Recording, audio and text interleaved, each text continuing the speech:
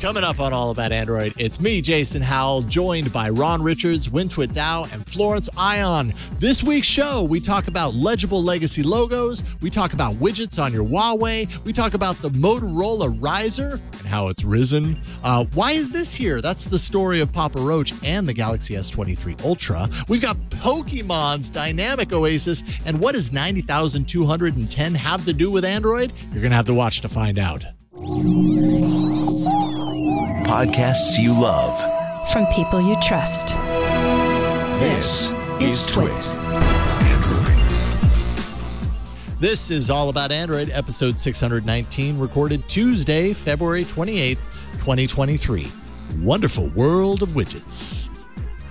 This episode of All About Android is brought to you by Bitwarden. Get the password manager that offers a robust and cost-effective solution that drastically increases your chances of staying safe online.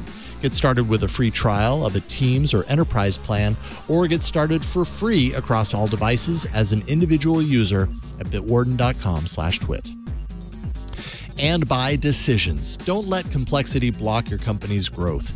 Decisions' no-code, rules-driven process automation software provides every tool needed to build custom workflows, empowering you to modernize legacy systems, ensure regulatory compliance, and renew the customer experience.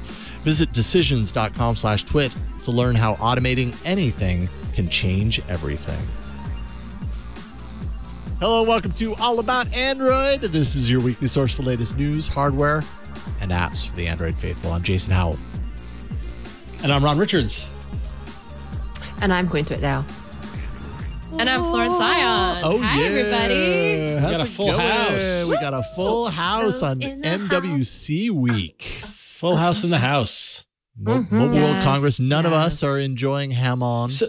So can I just share with you guys for a moment? As we've talked about in at the end of the show and previous shows, we often plug our own stuff, right? Yeah. Flo says where you can find her writing, when do with your code and stuff and all that fun stuff. And I often plug the other podcasts I do over at iFanboy. And they were giving me a hard time recently as we were recording because I was plugging this show on that show, saying, you know us and All About Android. And they said, well, what do you guys talk about? And I was just like, well, it's really exciting because like Mobile World Congress is coming up. And they were like, get the F out. What is that? They'd never heard of Mobile World Congress. And for a moment, it brought me back to earth to realize that we've been talking about Mobile World Congress for a decade now, right? Totally. It was a main event. They had no idea it existed, no idea about the Hamon, no idea about Spain, any aspect of it. And now they make fun of me. They're like, oh, what are you going to the Congress? You go to the Mobile Congress?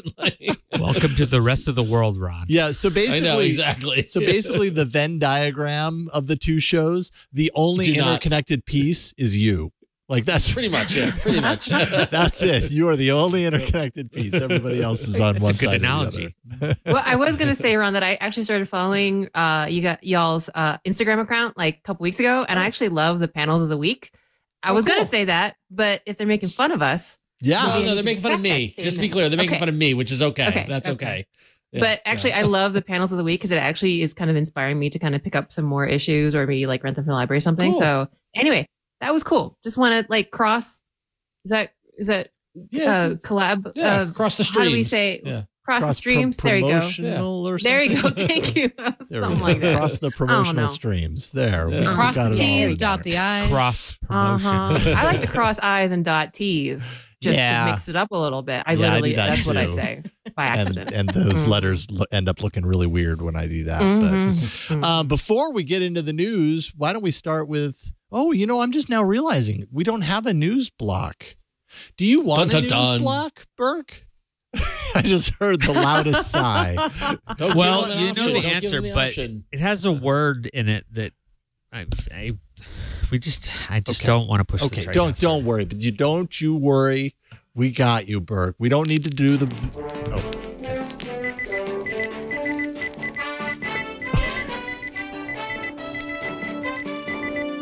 News. There. Okay. I don't know. I was waiting for it. It didn't happen. Before we get into Mobile World Congress hardware, just real quick, Flo, tell me, why did your Pixel reboot on you? What happened?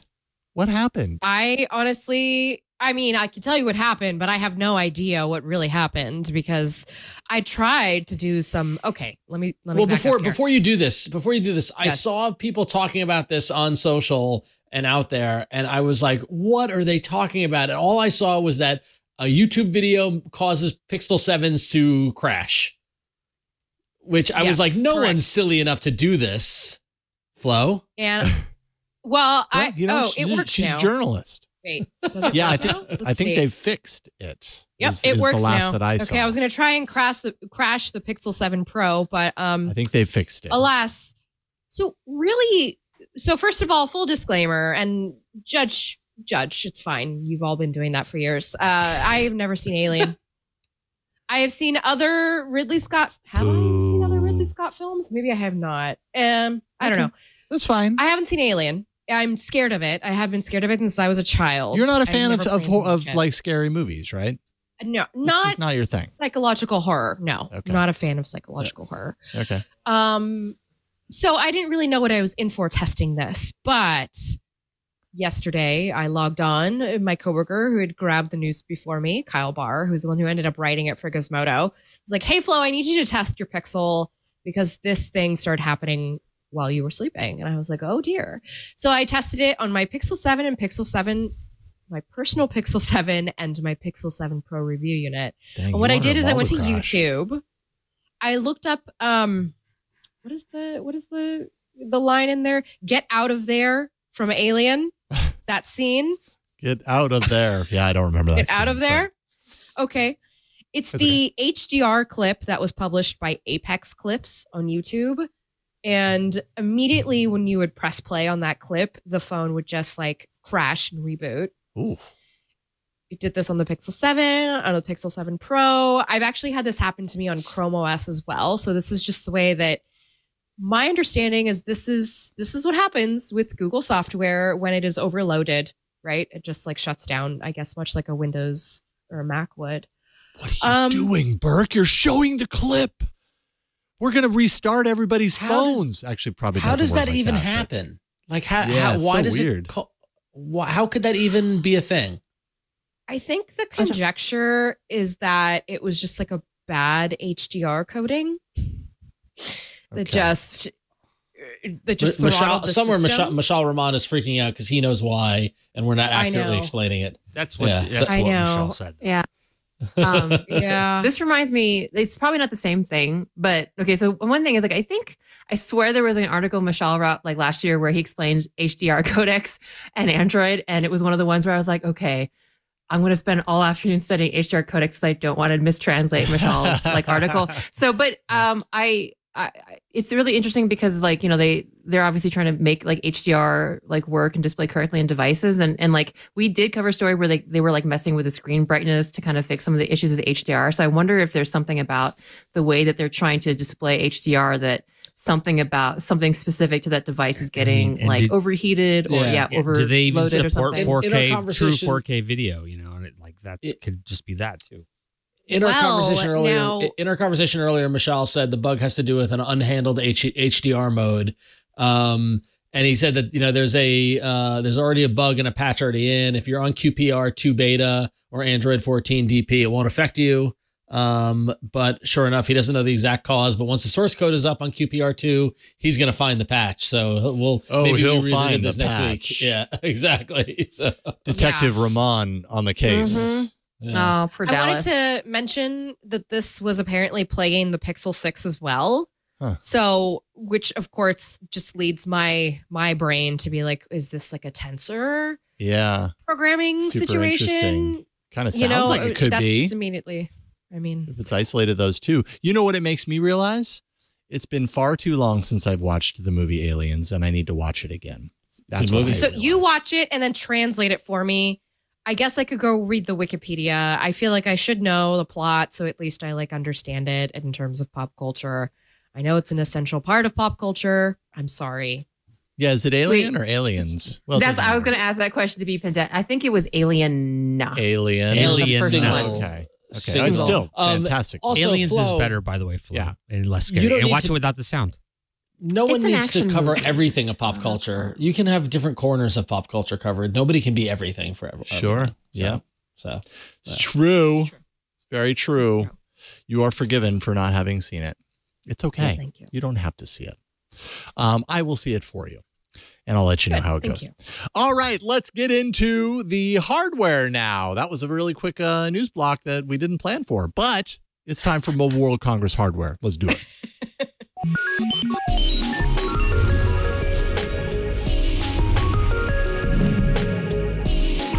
Up until like 10 minutes before the show, I didn't even have this story in there. And then I was like, well, Google, I guess, made some announcements at Mobile World Congress. And Flo, you pointed out it was kind of tepid, which is true. So I'm just going to rattle these off just so that we know that we did it because, we usually talk about what Google does, but there's other more important things, I'd say. I love that. I love that. Welcome to the tepid Google announcements for Mobile World Congress. Get yourself excited. I know. I'm sorry. It's because I step off that writer train and I'm like, hello, everybody. What is newsy here? Fast Pair coming to Chromebooks? Okay. Hey, I like Fast Pair. Bluetooth headphones for a Chromebook. Mm-hmm. Yeah, I mean, tepid. I like Fast Pair, so sure, that's good.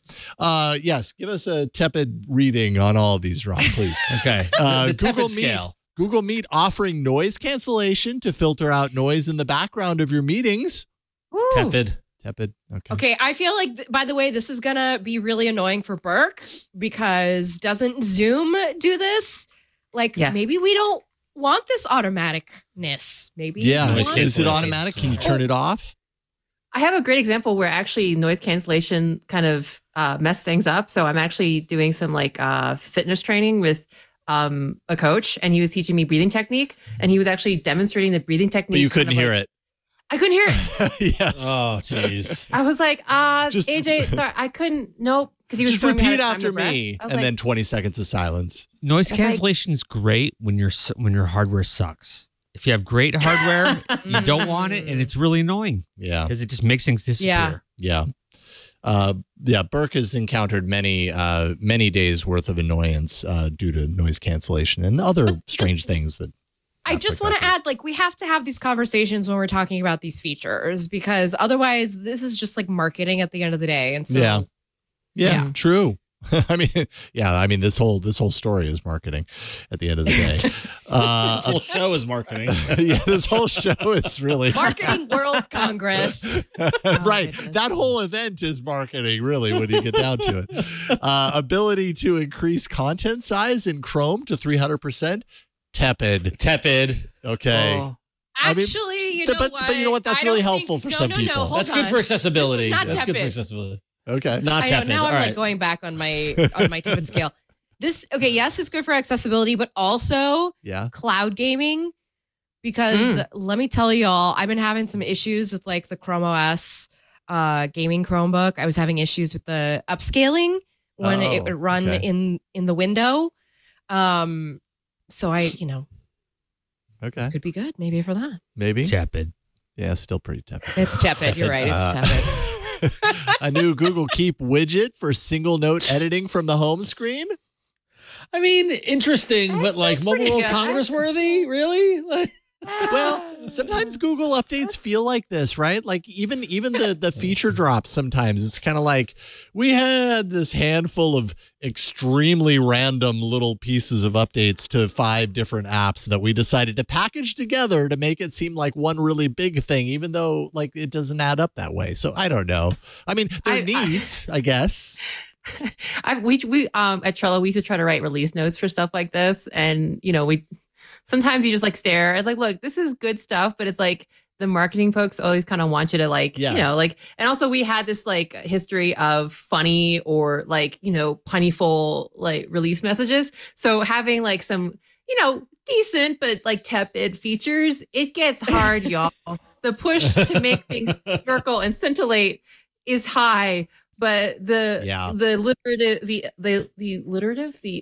writing creativity is very low. Yeah. So yeah. Anyway. The marketers, behind this stuff really want it to be super sexy and want to have something behind it. And it's like, oh, well, this is what we got. We got a widget. Is the widget good? Do you want a widget? I mean, Android, was it Android 12 was the introduction of Material You? It was all about widgets, right? But is anyone here using widgets? Show of hands. Who on this panel is using widgets on their home screen? Oh, okay. It's just me. That's not. I don't use widgets either, Jason. All right. Cool. I've got Burke on my side. I have You know four, what? I have 4 widgets on my screens currently. I'm using the no, 5. I have 5 widgets. All right, I'm wrong. I have the Pocket Cast player controls. I have the MLB app so I can see the Mets score without having to open the app, right? I have the old school power widgets, power management widgets. You remember that, Jason? Yeah, the one that was, yes. I still use that one. I have the Google News widget, which I'm going to mention later. That's a tease for later in the show, but I have the Google News widget. And then I recently added the TV Time widget to get the list of what upcoming TV shows I have to watch. So What is this whole widget thing? Apparently, I have to check these things out. They sound you really really cool. should. Yeah. How do you pronounce it? It's Widget. Yes. It's Widget. Yes. It's Widget. Yeah. You got to get with I'm the hoping widgets. I got to get with the widget. I'm really hoping that Win can like back me up on this, but the foldable in particular form factor for widgets is just like, okay. and Looks like she can Samsung back you up added on that. stacking widgets to their version of One UI, like before Android has it. And right. Yeah. Android doesn't have stacking widgets right now. It's only iOS. Right. Okay. So, it has stacking widgets on Samsung, which I really like for the fold, not Widgets to for mention like when you widgets. open it up, the widgets are only on the inside. They're not on the outside panel. So it's when you open it up, you have like your workspace. It's just there for you. So I have like my scratch pad app, and then I have my Google Keep Notes, but then I also have like my calendar so I know what's coming up. And I also have my bookmarks so I can like go into Chrome and read the websites I like to read. So you'll you know. you'll probably use the Google Keep widget for single note editing from the home screen. I mean, you already kind of have a Keep widget. So Yeah, check it out. probably. Because I really don't like going to Google Keep the widget and then like scrolling through and looking for the thing I'm trying to edit. It's a little. I should really check out this world of widgets, apparently. I didn't know that Jason's One UI 5 had the widgets. stacking. It's funny because I just got an iPhone for like the first time in years for work to test. And I was like, oh, the stacking widgets are kind of neat. I didn't know that was a thing I could have. I'm going to find this widget. Yeah. I don't know. It's either. so it's just the widget, and then you just like swipe instead of swiping on the home screen, swipe inside the widget, and then it'll go to the next one. So it's like a one placeholder criteria- for a bunch of widgets, and you can swipe between them. Correct. Yeah, okay. Like an iframe. Think of it Yeah. like an iframe of widgets. Okay. Mhm. Okay. But the one criteria, at least on One UI, is that they have to be the same size widgets. So you can't go Yeah, that from makes like sense. a 1x1 to a 4x5. I believe it's 4x5 is the only one it accepts or something like that. So Okay. Well, I stand corrected on the whole widget thing. I feel a little silly now. Not going to lie. it's good. Well, we what's went through funny this is that the news, so we W can in talk Mobile about World this. Congress actually no longer stands for world. It stands for widgets. So Global Widget Congress. Mobile Widget Congress. So yeah, that's all. Yeah. That makes sense. I missed that memo, but it makes sense. Keep shortcuts for Wear OS, stylus editing, and Google Drive app for Android for PDF editing, so you can use a stylus and other things.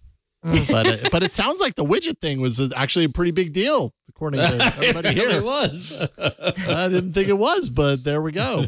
A lot of people in chat also sharing that they too use widgets. In fact, Yeah. Galia in Discord was very surprised, says, what? Why wouldn't you use widgets? So On your Huawei. yeah. So I'm going to just shut up now. And that's Google's What? news. And over to Hwin for other important news. Yes. Well, if you were liking that in the last few years, iFixit, who is, obviously a kind of wealth, a wealth of resources for fixing the various gadgets and computer type devices in your life, has been partnering with various OEMs to, actually make phones repairable without sending them away or paying exorbitant fees. And if you happen to be a Nokia fan, you might be interested to know that HMD, the current owner of the Nokia phone brand, is partnering with iFixit to make it so that the latest Nokia phone, the G22, is not just fixable, including things like replacing the battery, replacing broken screens, even replacing the charging port. But to make that fixing as freaking fast as possible, there was probably more F's I can throw in there, but not like polite ones. So basically, iFixit is partnering with Nokia, and so the G22 is a really interesting kind of budgety level phone. I think it's it's going to be available in the UK for 150 sterling, which is about $180 dollars here. And yeah, so they claim that you can change the battery in 5 minutes, the screen in 20 minutes. And yeah, you can even change the charging port. Nice. So, I mean, that's kind of amazing. It's not quite, the same as it used to be with the old Nokia. What was it? The 9910, where you just pop the battery in and pop the battery out. There is, it's a repair. There's like kind of a cables that you have to carefully undo. But I mean, that's pretty amazing. Yeah. Considering 5 minutes is pretty good. Now, all this is well and good, but it is specifically the G22. And if you kind of want to know a little bit about this, super affordable phone, it's, Unisoc T606 processor, 4 gigabytes of RAM, 64 gigabytes of storage, 6.5 290 hertz 720p display, running Android 12. And kind of the interesting part of this, actually, so we talk about repairs a lot in the context of manufacturers, OEMs, increasing the number of years of secure, like both OS and security updates, right? So they've made this phone like hyper repairable, but they've only promised 2 years of major updates and 3 years of security updates. Is that weird? Is that like incongruous to y'all, or does that make feels a little bit that way to me?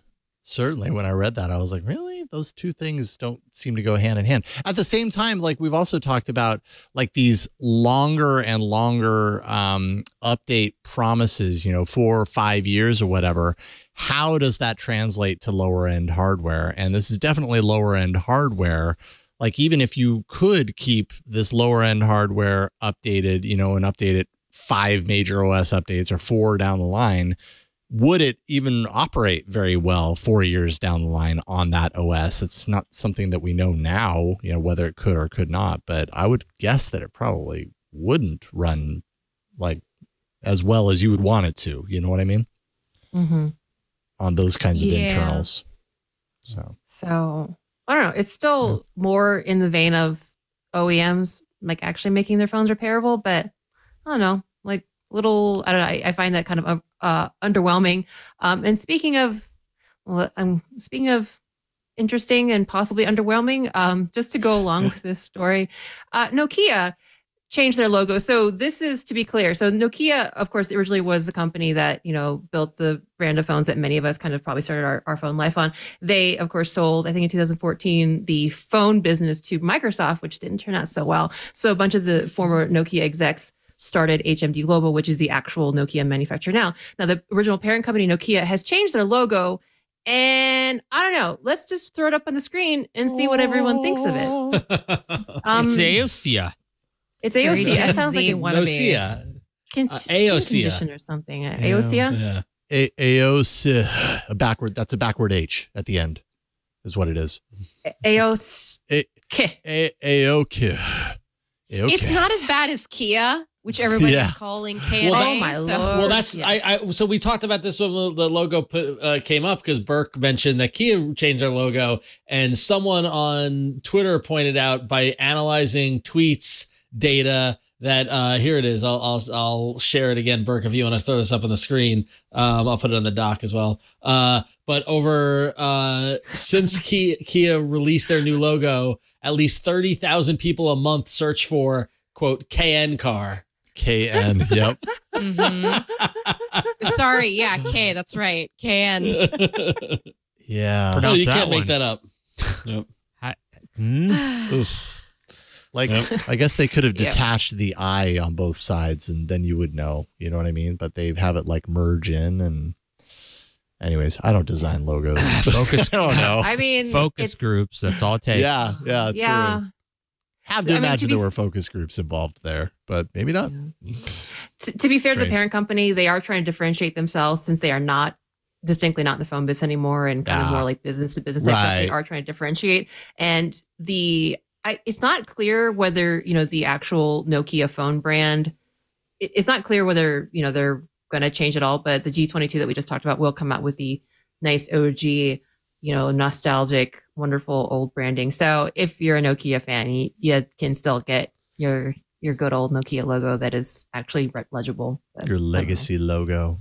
Your legible legacy logo. Your legible legacy logo is still. I like that. Almost as good as Wonderful World of Widgets. Almost. Well, I feel like even though it's Mobile World Congress and Mobile Widget Congress, nothing's really good has come of it as of yet. But leave it to Motorola to step up to the plate. Because Motorola not only showed up to MWC, but they came out swinging with a Rizr concept phone that is a true rollable. In fact, it's called the Rizr, R-I-Z-R. Get it? Rizr. It rises up. It goes from a 5-inch 15:9 screen to a 6.5-inch 22:9 screen. And it's got gestures and orientation change that triggers the rising, as it's called. So here, if you're watching on the video, you can see the person rotates their hand to go landscape, and the phone goes from the 5-inch mode to the 6.5-inch mode, which is pretty darn cool. Mesmerizing. Yes. The display curves around the bottom of the device when it is unrised, when it is not rolled out. So it is, the rolling is happening on the bottom portion and stretching out. This is pretty darn cool. I'll give Motorola credit. I like the rollable. There it is. Yeah, there you go. It's going to be a thing. I mean, we're seeing more and more of these concepts, right? It's only a matter of time before so-and-so first rollable hits consumer market, so... I saw a really cool video where when the screen is kind of rolled back in the kind of shortened form, the end portion of the screen that is rolled up in the back is still functional. So I think someone was showing that you could take a picture of that person, the person can actually see themselves. And I think they even had the idea of a little cartoon so that if you're taking pictures of your kids can kind of pay attention. But anyway, cool stuff. Very neat. Here for it. It puts that, when it's rolled into the back, it makes it usable, right? Then technically you have a display on both sides of your phone. Yeah. Pretty neat stuff. So I'm willing to say that Motorola is the current winner of Mobile World Congress because of the Rizr. Okay, well, what about this? What about this? Redmi, this is final mobile. There was plenty of other news, but we only have so much show. Flo's got our hardware shack. We got things to talk about today, all right? So you get an abbreviated Mobile World Congress this time around. Redmi up to the fast charge ante at Mobile World Congress. Redmi Note 12 Discovery Edition. This was actually first announced last October. Back then, the phone was released with support for 210-watt fast charge, which is pretty respectable, you have to admit. Around 9 minutes to full from zero with 210-watt fast charge. At Mobile World Congress, they showed off the 4100 milliamp hour battery version of this phone, which I think is a tiny bit smaller than the battery on the one that was announced last year. Being charged in under 5 minutes from 0 to 100 with a 300-watt fast charge. So you get 60% in 2 minutes. And this is a sped up video that shows just how fast that thing is charging. And actually, you can see on the left, it never truly hits 300 watts. It's hovering right around 289, 290 watts of charge. Sometimes it fluctuates, especially as the battery gets topped off. You can see it kind of slow down there. But yeah, 4 minutes, 55 seconds. They should have a temperature gauge there as well, too. Yeah, that's totally, I thought the same thing. That would be important to know. But so, wow, that we could charge a battery from 0 to full in 5 minutes. Although no official confirmation that this speed is actually coming to smartphones anytime soon. I mean, I don't know about soon, but I'm sure why wouldn't they eventually? They're already doing 210 watt, which is, a couple of years ago, that would have been redonkulous. And so 300 watt right around the corner, I'm imagining. 5 minutes to charge your phone, no biggie. That's amazing. That's pretty cool. It's no Rizr, but it's pretty cool. Okay, fine. What's more practical, a rising phone or a phone that charges in 5 minutes? Yeah, that is more practical. That is more practical. I will say I've been very Yes. pleased with the speed of charging on my Pixel 7. Like my phone will get down to like 20. Like for some reason, whenever it gets below 30%, I feel like I need to charge, even though I really have like another how many hours, right?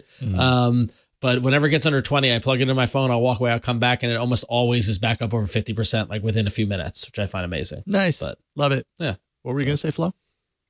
I was just going to say that the one thing I don't like about these charging capabilities is that they tend to be proprietary. Yeah. Oh, yeah. For sure.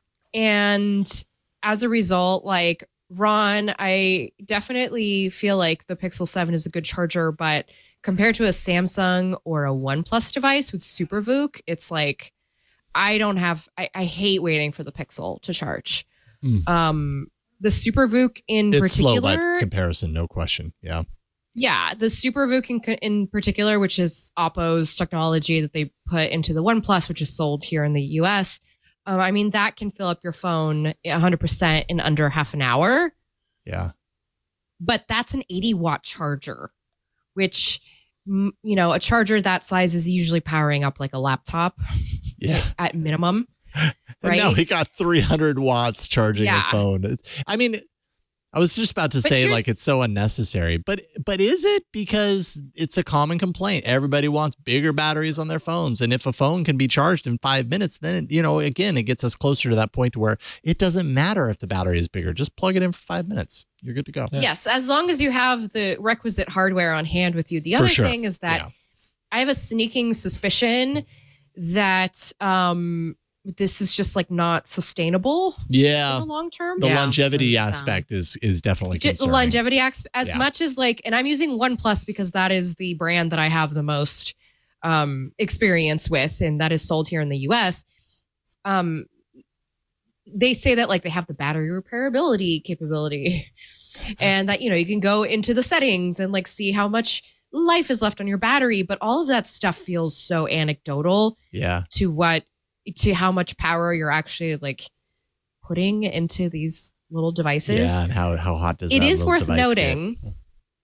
Now, I wrote about this today. It's not about Android. It's about the iPhone, and I'm sorry, but there are rumors that the USB-C that is coming on the iPhone is going to also be kind of proprietary in a manner. Of course it will. Of course. Are you surprised? In a sense that, yeah, I'm not surprised, but I was also like, why is everybody tripping over this rumor? Because there's Android manufacturers that are all doing this overseas. Yeah, it's They're true. already doing this like very proprietary. Right. Like you need to have the red cable for your OnePlus in order for you to get this exact charging speed. Yeah, you need to have our brick, and if you don't, Yeah. you can charge your phone. It's and gonna our take a long cable. time. But it also, And the cable, because Flo, like what was that a couple years ago when that Googler had the spreadsheet of all the cables and all the things and how they perform and all that sort of stuff? Yeah, because there's such a variability in how these cables are made. Like the Right. technology's gotten so complicated, right? And that to a certain degree, is it proprietary or is it optimal? Right? Like USB still works, it just won't be as fast. You know what I mean? Right. Like yeah. So It's not like you can't charge your phone. Exactly, But if you have this, you can charge it crazy fast. it's a subtle nice to difference. charge that It's a fast. subtle Oh, difference. it is, yeah. Oh, it's great. Yeah. Yeah. I hate waiting for anything now. My wireless charger takes an hour and a half to charge the Galaxy S23 Ultra. Yeah, that's why I really don't care And about wireless by the way, that's the charging that much. second gen Pixel stand that I'm talking about that takes a really long time to charge. Yeah. The Galaxy S23 Ultra. Yeah. Which preview we're going to talk about soon. Fine for overnight, but not fine if you're like, I'm desperate, desperate times. I got to charge up real quick before I leave the house. Don't opt for that wireless charger. It's a bad idea. Yep. All right. Well, that's Mobile World Congress. We missed a lot. I'm sure we did. We didn't talk about OnePlus's water vapor, concept phone that you can't even turn on except to see the water vapor in the back. We didn't talk about Or other the things. nothing phone. Or the nothing. Wait a minute. I missed that. Oh, dang. Oh, that they're going to have a Snapdragon 8 Oh, chipset that's in right. the next nothing device. That's right. Yeah. That's Probably going to increase the price of it, but not Get surprising. in line. Not surprising. But anyways, there you go. That's our abbreviated There you version of Mobile World Congress. Over to you, Ron. All right. Well, with all that from Mobile World Congress, all that excitement, I think it's time to take a little break and thank our first sponsor for sponsoring this episode of All About Android. It's brought to you by Bitwarden, because Bitwarden is the only open source cross-platform password manager that can be used at home, at work, on the go, and is trusted by millions. In fact, even our very own Steve Gibson has switched over, and hold the phone, so have I. I'm a proud Bitwarden user. With Bitwarden, all of the data in your vault is end-to-end encrypted, not just your passwords.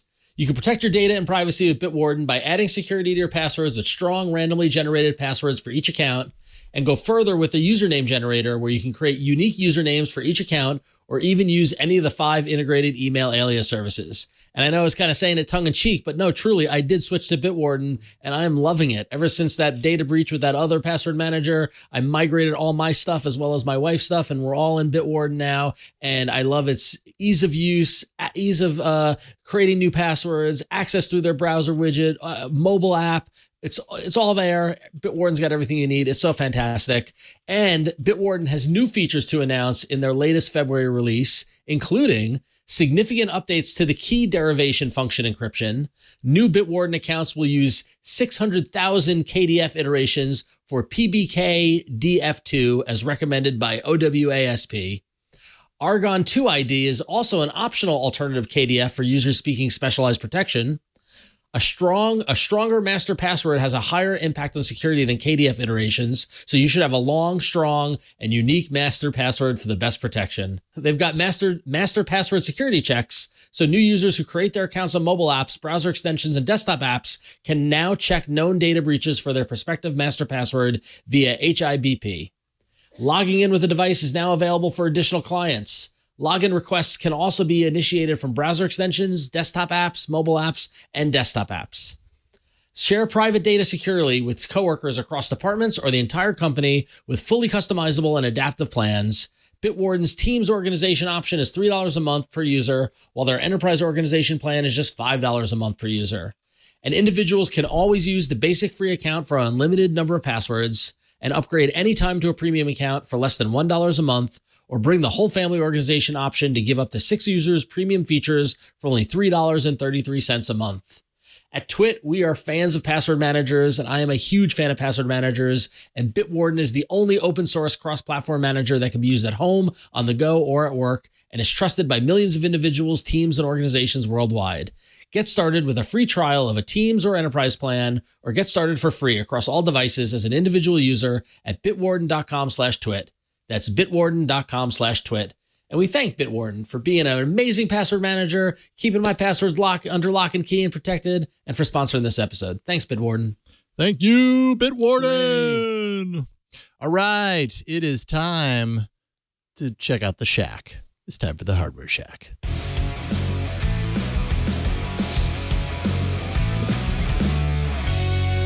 Taking you back to the 90s. It's Flo's Hardware Shack. By the way, I recently watched like a Vice documentary on Papa Roach. Oh, why? Okay. Uh-oh. Don't Or you just run, tweet. Crickets. Run. Let me have my new medal, okay? That was my Papa generation's thing. There we go. Okay. Okay. Now that we've got that out of our system, Yes. Tell us a little bit about your time with the S23 Ultra. This is such a pretty phone. I really do like the green that they added to the colorways this year. It is not as like pastel-y as I would have maybe liked to have in hand, but that's okay. The lavender color that they have is really quite pretty. I don't know if you could tell like this green. You could definitely see the green bouncing off of the light reflection. So, and of course, the Ultra has that S Pen, which I got to tell you, I never use. I completely forgot to use it until I was writing my review. And then I was like, oh, crap, I need to tell people about the stylus in this.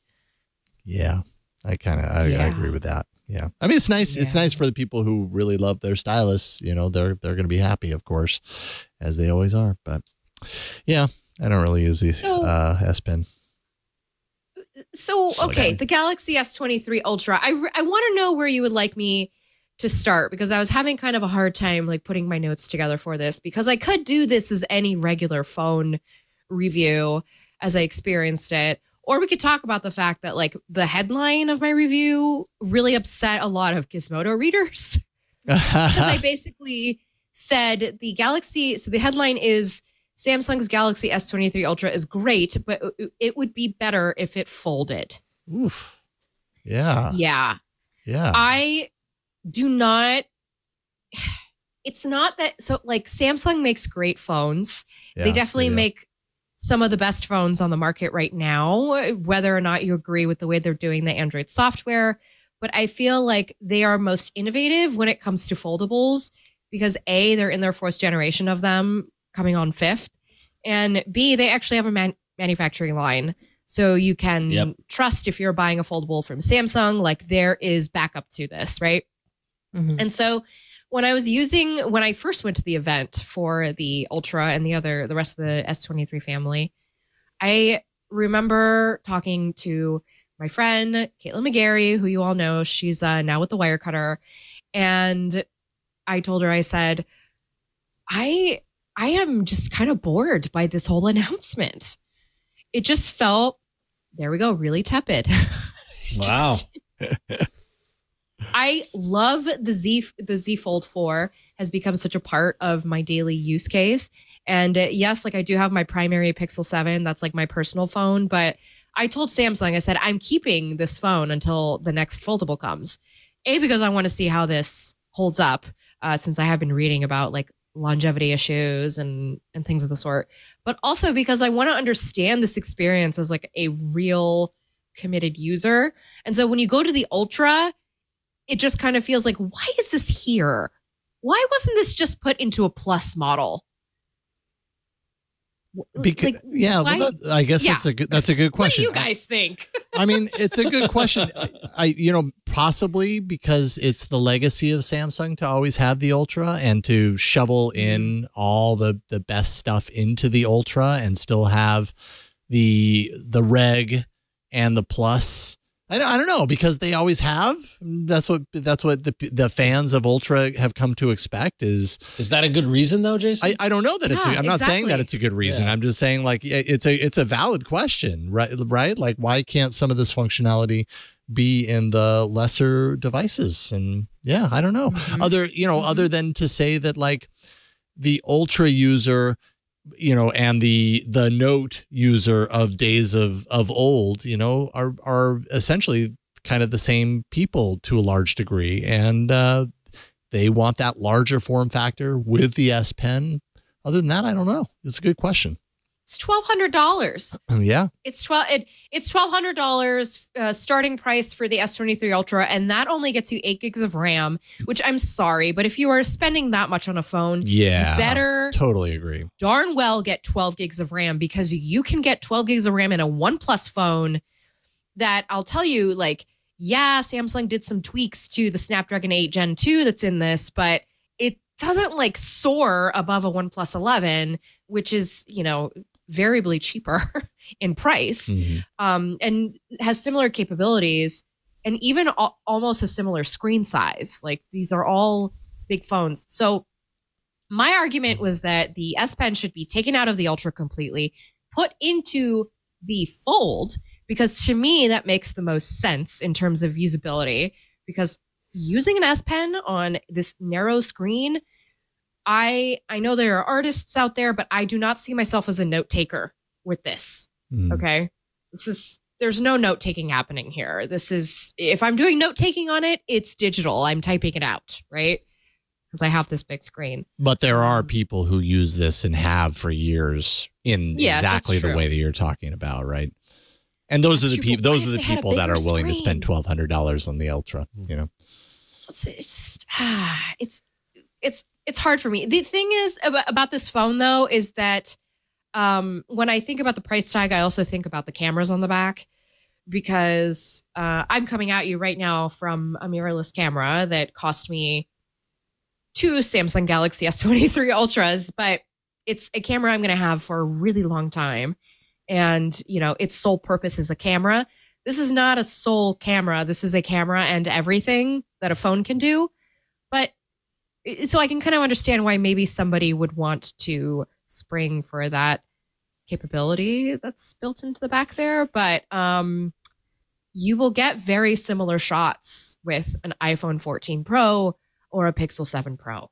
So as what you get on the Ultra. Correct. Like in terms of just everyday photography, I'm shooting my kid at the park. It's a dreary day and there's a rainbow, or like there's a full moon out. Like I can do all of those things with an iPhone 14 Pro and a Pixel 7 Pro. Yes, the S23 Ultra has some cool like added features to it. And yes, you could do a 100x digital zoom. But when you go all the way to 100x, it's A, really creepy. And B, it doesn't even look good enough to share with anybody. Yeah.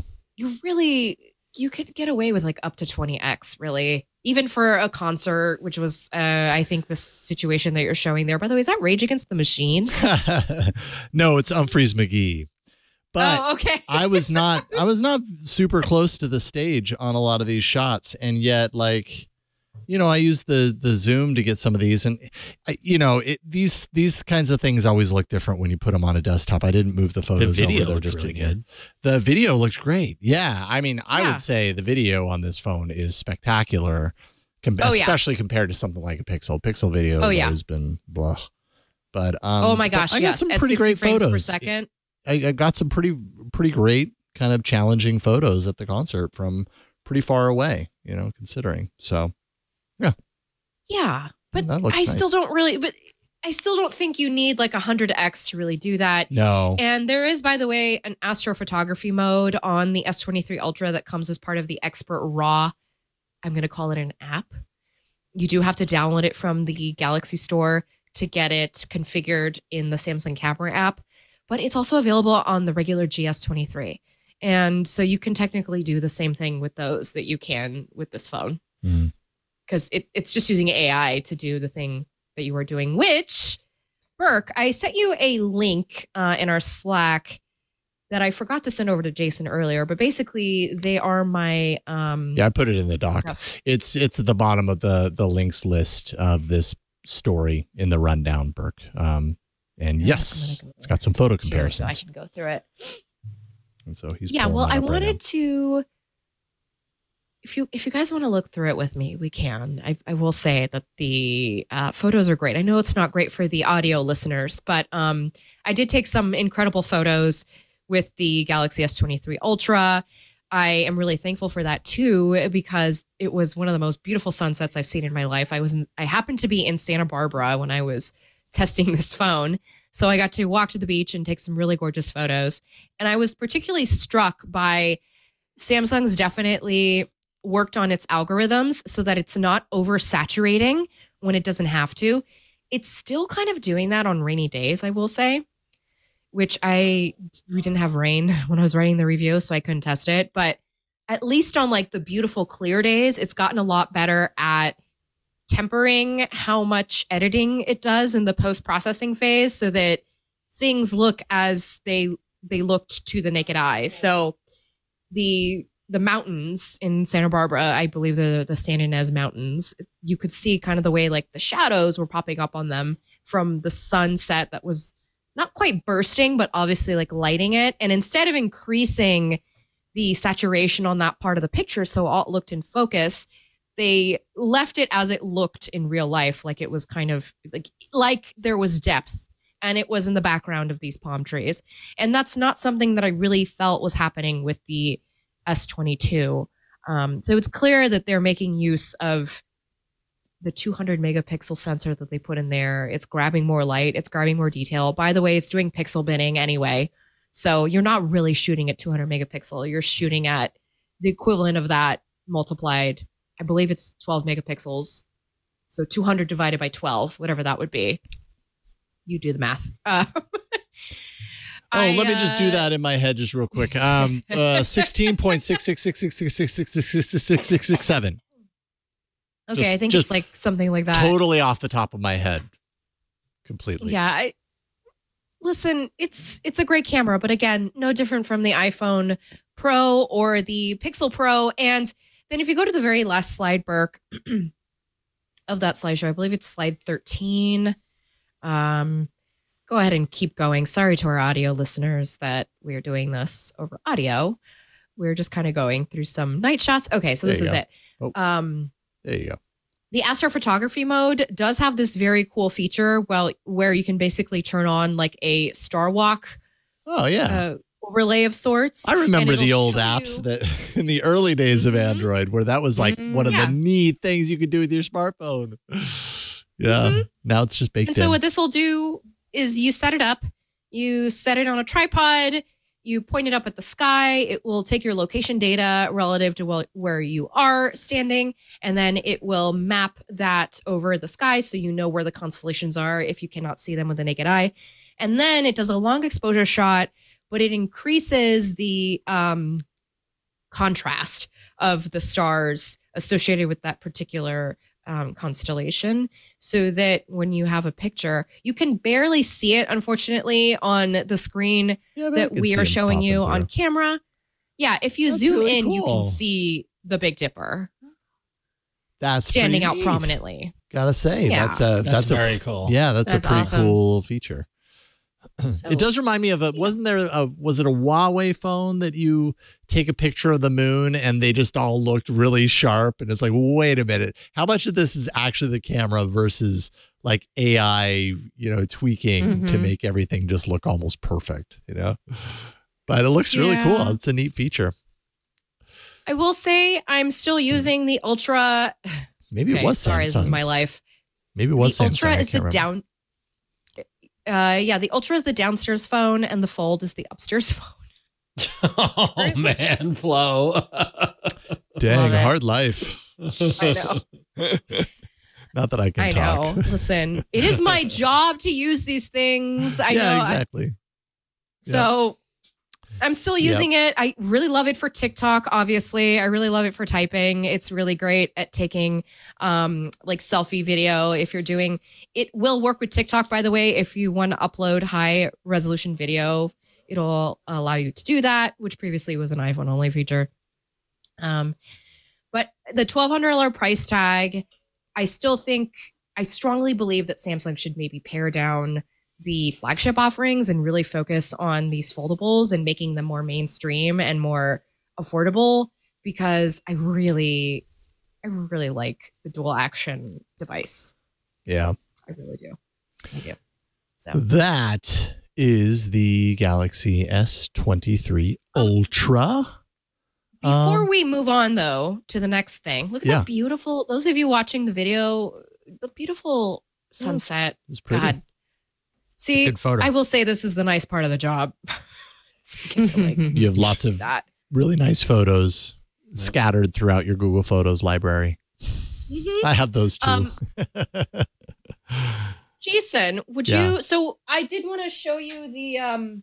This is the 23, the regular 23, and then what did I? Oh, it looks so what tiny. did I do? Oh, there it is. And then here's the 23 plus. Okay. Yeah. Here, let me turn it around. And then here is It's like a friggin' tablet. Ultra. Oh my goodness. Oh Woo. my Turn goodness. it the other way. So Okay. There we go. There we go. we can kind That of is see. ultra. Yeah. Oh, my. By comparison, Wow. Yeah. that is very ultra. These are the S20. I love this phone. So I'm writing the review for this right now because, as you may all know, I was supposed to be here last week, but I had migraines. So I was supposed to finish this, but I will be S23, finishing this review right. this week. The S23. I focused more on the small one just because I'm very curious living life with a small phone. We Yeah. don't have many of those in A lot of people, that's what they're looking for. They're looking for that smaller form factor. The Ultra is too big for a lot of people. I mean, it's huge. It's gigantic. You can't handle it all. That's how I mean, big it's it as big is. as my Can't handle face. Look at that. It's almost as big, like, it's as I big as just my want to show face. one quick demo before we go to the next phone, which we'll Okay. touch upon quickly. Oh, that's right. And Jason- Oh, that's yes, right. I forgot there about is that. Something This very is the cool thing. that this phone can do, this little S23, and it involves Bixby. Oh, geez. So I'm getting a call from Jason Howell right now. I wonder. That's right. Let's see. I'm gonna tap on Bixby text call. Okay. Jason, tell me what you hear. I'm using Bixby text call to convert your voice into text and respond to you. Okay. If you want to continue, say who you are and why you're calling.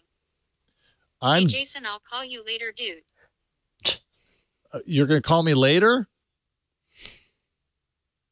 Thanks for having me on the phone. Wow. So you're typing, later. or are you typing these things and it's speaking for you? Is that what's going on? Yes.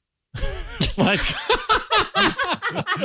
That got me. are you That calling was from good. the future and you knew exactly what I was going to say there before I said it? Yes. Okay. It's me. Hi. Hi. I don't believe that you're really Flo. Jason, ask her something No only problem. ask it something only Flo would know. What is your favorite TV show from the 90s? 90,210 views. I wondered how that was going to 90,000. work. 90,210. Can you repeat that, please? What? I need to repeat that? Could you repeat that, please? This is weird. Thank you, Flo, via I Bixby. can't talk right now. What? I'll call you back later. Okay, all right. We'll talk another time. Thank you for the call. Bye. It was really nice talking with you, Flo. That was so weird. So Flo, what do you Okay, what hold do you on. see? It's gonna Do you get see weirder. text on your side? Yes. So I guess I didn't show you guys that part, but it's kind of hard to show on the camera. Yeah. So I see text. Everything Jason was saying was being transcribed for me. Now, as you can imagine, the transcription is a very Google Voice like transcription. Yeah. It's the faster Jason talks, the more wobbly the transcription goes. Sorry, yeah. Literally just launched last week. This is called a Bixby voice call. Bixby voice call? Yes, I believe. Here's something creepy.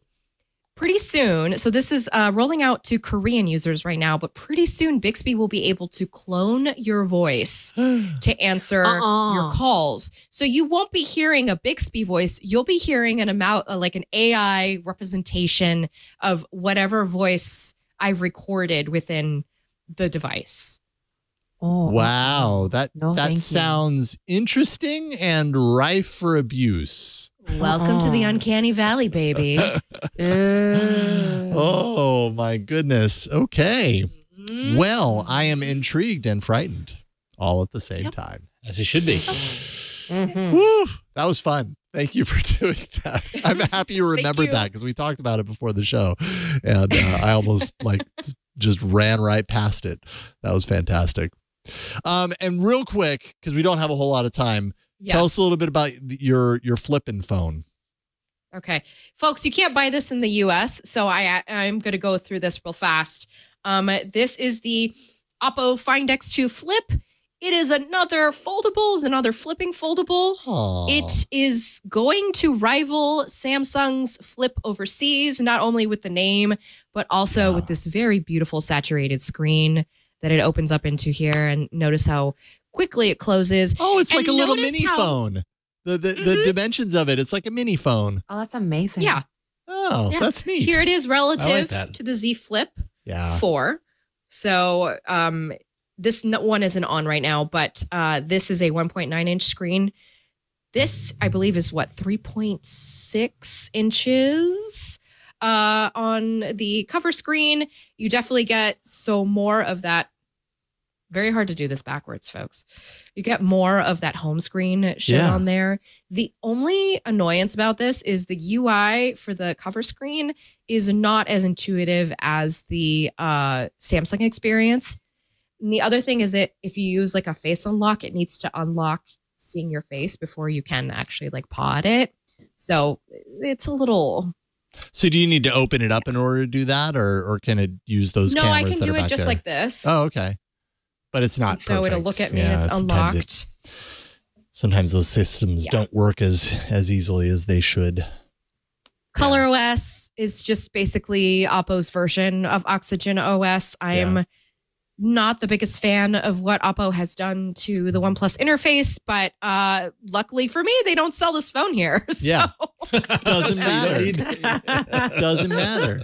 So if you had to draw a direct kind of like comparison between Samsung, who's been doing this form factor now for what, 4 years? I can't remember where we're at now, versus this Oppo coming out with its first of that kind, like design wise, like are they on similar footing? as far as that's concerned, or is Samsung far ahead or far behind? Yeah, I don't know. they're definitely on similar footing. I will say, Interesting. by the way, the hinges on this. Oh, so that was the other thing that they really bragged about, was that you can't see through the phone like you can on the. Yeah. This is the Samsung one. Right. You can see through it. Yeah, the And this one- teardrop. Yeah. This one actually clasps. It's Oppo. I mean, this is owned by a giant overseas conglomerate called BPK, and they have all, again, manufacturing prowess to be able to put something like this together. It does have a MediaTek Dimensity 9000 Plus in it, but if you're looking at benchmarks, like, these phones are supposed to be how can I classify it? These phones are supposed to be the regular to the plus, right? So like a folding phone costs more because of how much screen is in there, like how you have to cut the guts and put it all together. This one just feels like ready off the shelf. You're just going to go put a SIM in it and go about your day. And I do like the bigger cover screen. I think it's a lot better too if what you want to buy a phone for in this form factor is so you could do selfies. Mm-hmm. You know, because then you get that viewfinder right there in front of you. Yep. And it's way easier to deal with than the way the Samsung does it. So. And for those of us in the U.S., this could be an indication of something along the lines of what we can expect from OnePlus. Yes. We know, I believe, pretty certain at this point that OnePlus will have their first foldable sometime by the next half or during the second half of this year.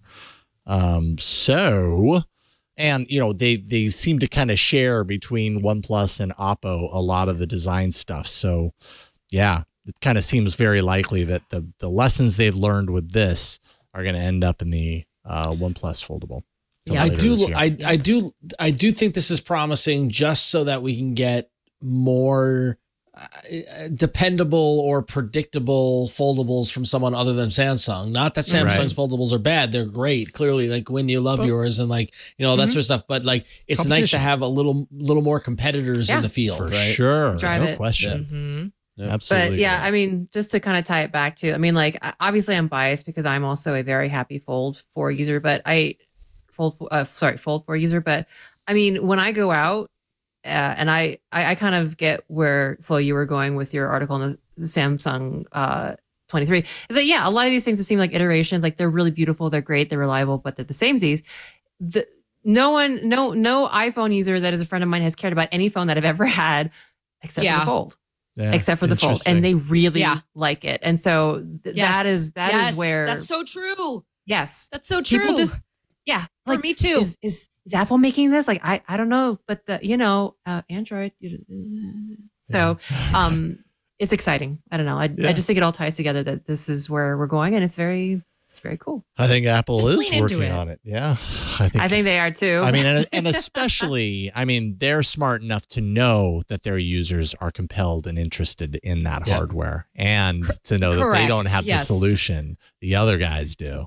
The other people, the other companies out there do. It's the software Apple's working that on makes it. Software makes the foldable. Mm-hmm. Yeah, and it better be tight. And I think early on it was a little, iffy with some of the early foldable makers, and now things, a lot of lessons have been learned in the last 3 to 4 years. So, yep. Actually, sorry, just a really quick thing. My husband and I talk about this generally, and again, we're two Android developers talking about iOS, so take our bias. But something that has come up with iOS expanding their form factors is that iOS, the platform, has not had the same kind of tools that Android has had for doing form factors well. Like, they're struggling right now to, all these different form factors, iPads and everything's. And so I think it'll be really interesting to see how they handle the foldable, because yes, the software matters. So I just thought that was interesting. We just had this conversation. It's only about like candy bar phones. So we'll see. Yeah. I just connect the dots there. Again, biased Android developer. Connect the dots. La, la, la, la, la. All right. Thank you for a wonderful Hardware Shack, Flo. No, thank you. I was looking at our next news story. Thank you so much. You are concentrating. All right. We're going to take a quick break, and then we are going to get into our apps segment, because we actually have some really interesting app news to talk about. But first, This episode of All About Android is brought to you by Decisions. Decisions gives IT and business experts the tools to automate anything in your company, all within one no-code platform. Decisions is proven to fix any business process and actually prepare you to withstand economic uncertainty. Along with that, recession, resilience. We're experiencing this all around us right now. It requires a deliberate management of resources and the flexibility to adapt at a moment's notice. The Decisions no-code environment makes it easy for your team to collaborate. So you can build and adjust workflows. You can do dynamic forms, decisioning processes. You can create those that fit your unique and ever-changing business needs. And it's especially important with today's IT talent shortage. Decisions process automation software is a complete toolkit. It allows developers and business users alike to build applications and automations with no code required. So no code, that's a lot of complexity removed from the experience. Their no-code platform is powerful. It includes robust rules and workflow engines and a host of pre-built integrations that connect to any legacy system, and that's using API, all within a simple drag and drop visual interface design. And it can be deployed on-prem, or you can even deploy it in the cloud. Companies were caught flat-footed at the onset of the pandemic, everywhere they were, but Decisions customers were fully equipped to respond. One of the country's largest private banks actually built an entire PPP loan application process for small businesses affected by COVID-19, and all it took them was just 2 days. They were the first to market. They issued $1 billion in loans before their competitors even started. Talk about fast. Decisions lets you customize workflows to automate the small decisions, producing faster results with greater accuracy. That all together allows your team to focus on the important decisions that you're making. You can scale your business to better serve your customers while reducing operational costs and saving your team valuable time. And here's just one great example of how Decisions automation software can help. Otis Elevator, they implemented Decisions to run daily pulse checks across their 2 million units, operating globally, by the way. By finding potential problems before they occur, they avoid downtime. They manage their service technicians efficiently. If you happen to be riding in an Otis Elevator, well, you can rest assured that you've arrived safely to your destination. They've got it all nailed. As a recession approaches, the durability of a business's foundation will directly impact its performance and its ability to survive. So you got to ask yourself, how strong is your foundation? Decisions can make it strong. Decisions automation platform provides a solution to any business challenge, automating anything and changing everything to improve your company's speed to market, your financial growth, your operational success. They help industry leaders alleviate bottlenecks and automate pain points in their business so you can do what you do best, and that's change the world. To learn more about Decisions no-code automation platform and to scope your free proof of concept, all you got to do is visit decisions.com/twit. That's decisions.com/twit, and we thank them for their support of All About Android. And now it's time for some app news. Let's do it. It's like 2 app news and then one that is masquerading as app news, but it's really OS news, but whatever. It's okay. It works. I like it when we Software have news. apps. I like when we have apps that aren't like Google updated. Yeah, this thing, I know. So like, But those moments don't seem to happen as much anymore. You know, it really True. takes something to really kind of pop up like this one. This one got a lot of news. You might, speaking of news, you might remember back in January 31st episode number 615, actually, we talked about the news that Instagram's founders were teaming up again to come up with an AI-driven news app called Artifact. And well, sure enough, in the last week, Artifact launched. It did not go the beta need an invite route like Blue Sky, the social network app from Jack Dorsey that we're all waiting for. Rather, it just launched to everyone. And so we jumped on it. You know, personally, I think we've been chatting about it all week. We're like, okay, great. as diehard users of Google News, because that has been like really the best news aggregator app for a while, let's see what Artifact does, in terms of it quote unquote powering by artificial intelligence. I've been using it since I installed it last week. They say that in the app, you needed to read 25 articles to really unlock the power of their AI. When you create your account, when you log in, it does the onboarding process where it asks you your interests. And actually, me and some of my coworkers were cracking up because you have to tell it 10 interests, and some of my coworkers are like, 10. God, I don't have 10 interests. I've got like 3 or 4. I had the same right? thing. I was like, I'm forcing it. So I went through and did that, and of course told it I was into like technology and movies and like that. And I gotta admit, after using it for a week, I don't see a lot of difference in the news that is being served to me than Google News. Even after unlocking the power of the AI. In fact, I'm at 27 articles read, so I broke through its threshold. And I'm hoping that I get some sense of like, here are new websites or new outlets I've never heard of, instead of seeing the same ones, same ones all the time. But I'm getting a lot of the same ones as I do at Google News.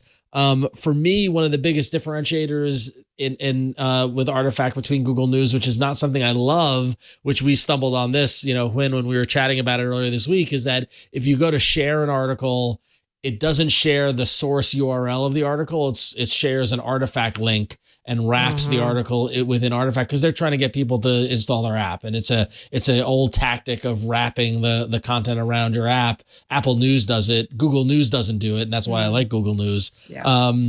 It does not have a widget. Going back to the widgets thing, Google News does have a widget. Artifact, no homepage widget. Which isn't a problem to Jason at all, because Jason doesn't use widgets. Whatever. But I was disappointed. To see that. But there's a couple of things that it does do that Google News doesn't do, which, Jason, if you tap in the lower right-hand corner in the little little person icon to go to your account, you haven't read as many articles as I have. I haven't. But you can see data about what categories you're consuming the most, and what publishers you're reading the most. Yeah. So for me, I'm sorry, I should take a screenshot of it. But for me, under categories, I can see I've read more TV and movies is my biggest category, followed by apps and software, followed by Major League Baseball. And on the publisher side of things, it's the AV Club, The Verge, and then Gizmodo, Flow. Because I'm looking for Flow's articles. But yeah, so that's neat that it's giving us stats, and it says Artifact is learning your interest as you read. I haven't unlocked the topics section of stats yet to find out what topics I'm interested in. I think I need to read 50 articles before I reach that. But it's got neat, you can bookmark articles to read later, which is handy. We have discovered, as earlier as today in the show, we were hoping that there was some sort of social network, or at least, have the AI feed in what your friends are reading, kind of like more, kind of curated kind of approach. That doesn't appear to be there, maybe, yet, maybe ever, who knows. But as of right now, I mean, I'd love to hear what everyone else thinks of this, but like, it's neat, but I don't know if it's enough to pull me away from Google News yet.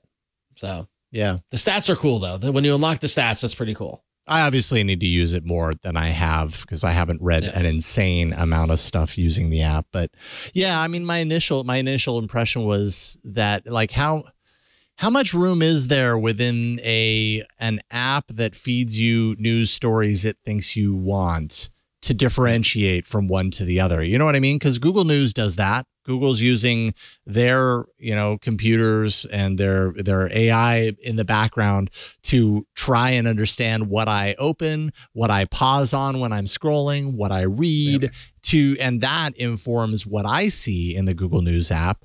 Kind of seems like Artifact does something similar, but again, I haven't used it enough to really unlock the reports aspect of it. Maybe that's interesting. I think it would be really hard for me to understand in apps like these whether I'm seeing more good things in one versus the other, because it's news. I mean, news is so random. Like, sure, they fall into the topic, but still, even within the topic of Android, there are things I care about and things I don't care about. You know what I mean? Yep. So I don't know. Jury's still out for me. I'll still continue using it, and I will use it enough to unlock those things, but don't know how I feel about it. Yeah, it's kind of just. Can I just be it's- honest? it's- Sorry. Oh, sorry, go ahead, Flo. I just wanted to say that I've just been using Feedly all this time.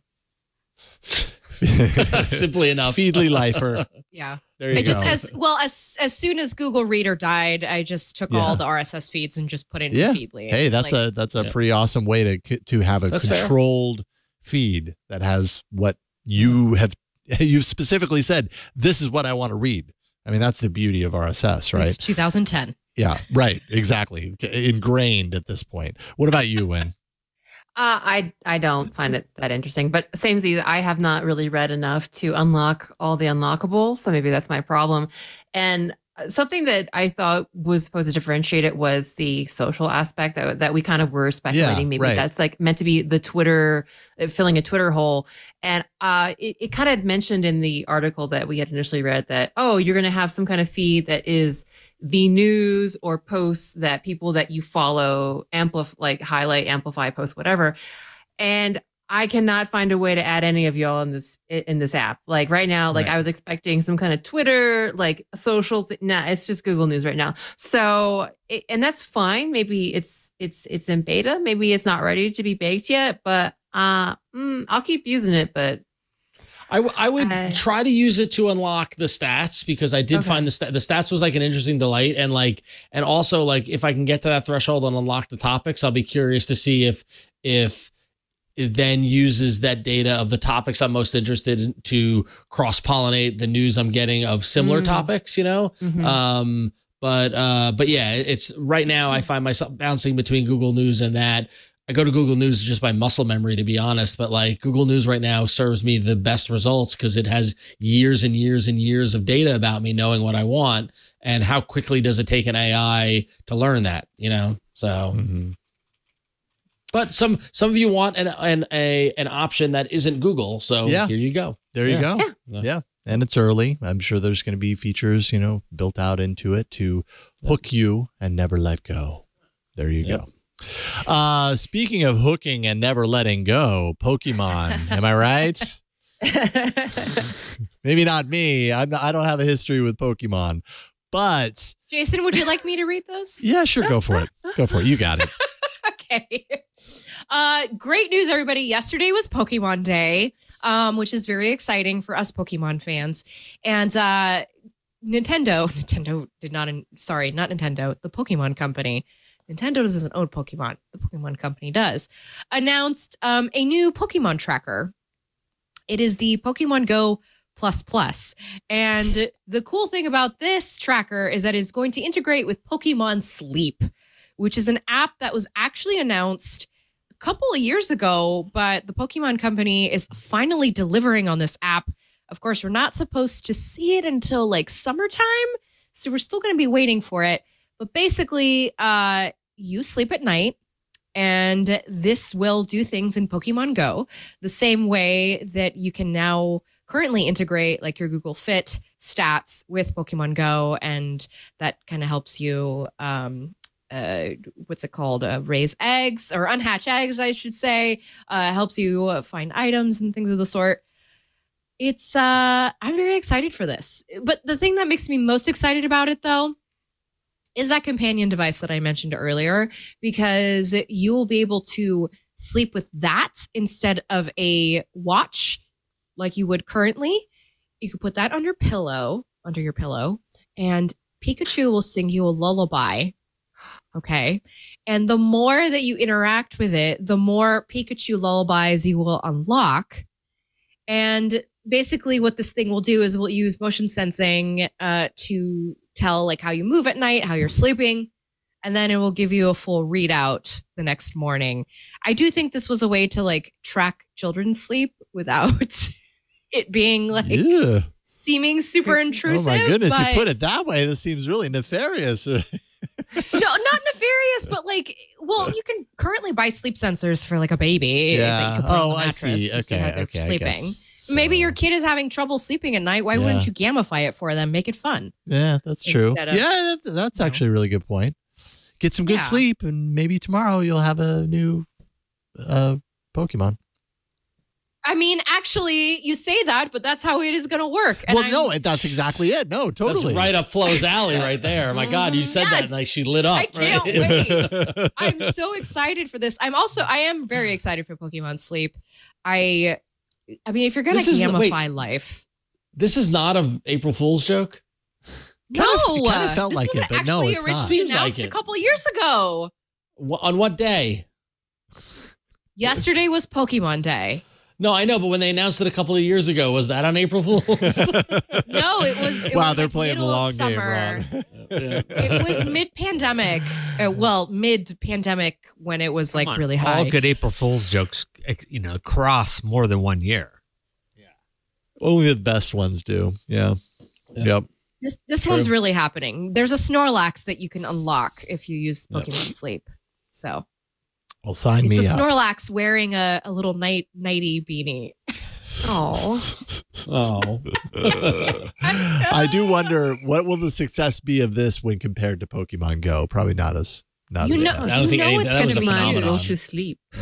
Yeah. Hold on. One of Pokemon the most beloved Pokemon apps right now is one that helps your kids brush their teeth. Well, I'm sorry. I was just cracking up at the joke. I missed that, Flo. What did you? I'm sorry. I'm trying to make this very serious. They're gonna make one about brushing teeth. Yes, every little thing that it's hard to get kids to do, they're gonna come out with a Pokemon game for it. No, they have that already. Might be onto something.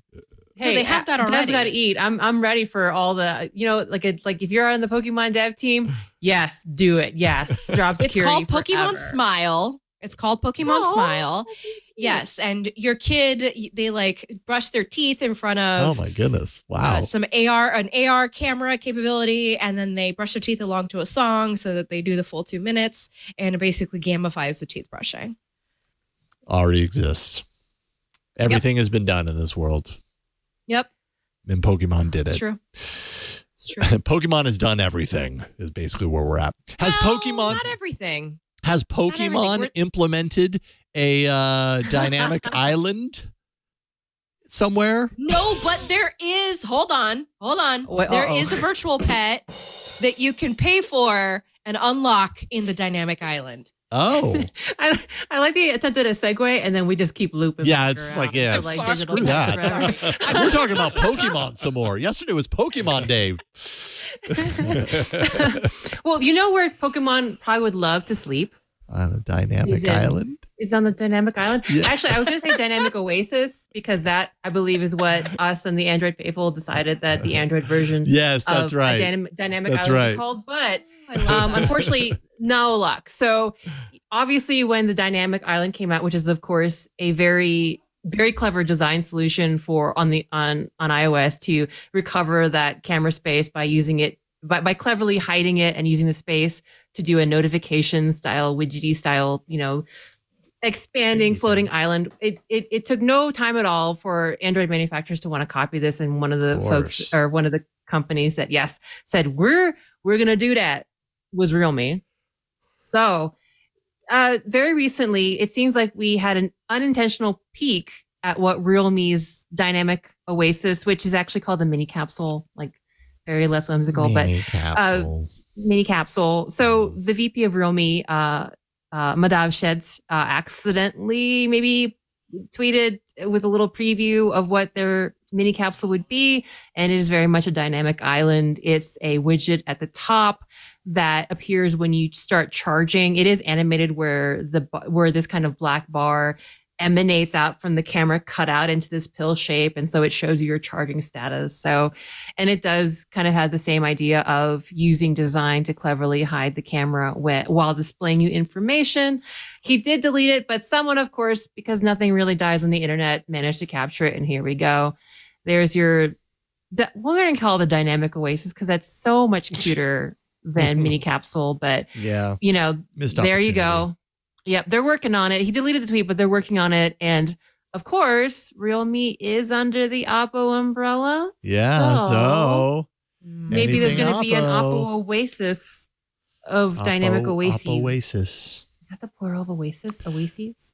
Yeah, I don't know. It's a good question. Oasis, sure. It's an oasis. So they're the first. Do we think they're the only Android hardware manufacturer that we're going to see this from? I don't know. How's the Dynamic Island doing? I remember when it came out, everybody was like, "Oh my God, it's the most amazing thing!" And then as the dust settled, it's like, it's all right. None of my iOS it's probably friends going to be have part of talked the. about it. Yeah. I'm sorry about that. It's probably going to be part of the iPhone 15, all models. So it's not going away anytime soon. And so Apple they're broadening it out. Yeah. Well, Apple made it so that it already uses existing APIs, so it's not a headache for developers to develop for. It's just using a notification. I don't know the terminology when over there.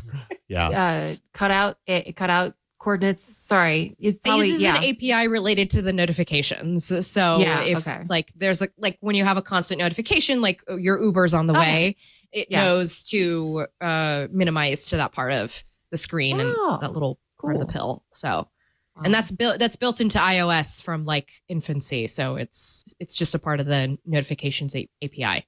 Yes. Is it still just going to be, do you know if it's just going to be on the Mac still, or is it going to be all flavors of iPhone 15?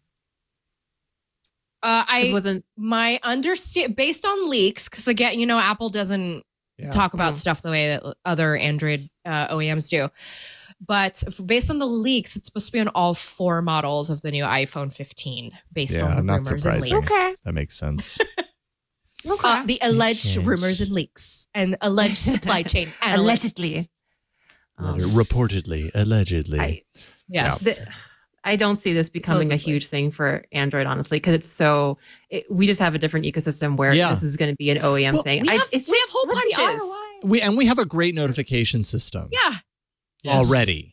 And it is actually better than iOS. Yeah. It is better than iOS. I mean, I believe that with maybe less experience to back it up. But I would agree. The problem with iOS is when it gets really busy, you cannot just swipe all at once the way that you can with Android. I love when I could just go down and be like, oh yeah, I saw these notifications already. I'll just clear all. You can't really do that on iOS. Yeah. Yeah. So we have a better notification system. So there. We do. Okay.